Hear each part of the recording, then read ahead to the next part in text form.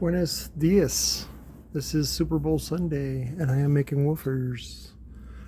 This was the HardTimes Pro from like 10 years ago on a Clif Designs CD, I think 1200D, something like that.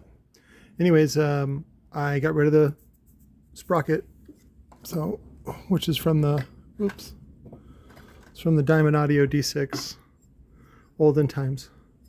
So we turn those into Mac rings now, but double spacers, mostly because of this lip right here, this little whatever. I wanted to make sure there was direct venting underneath there, if you can see that.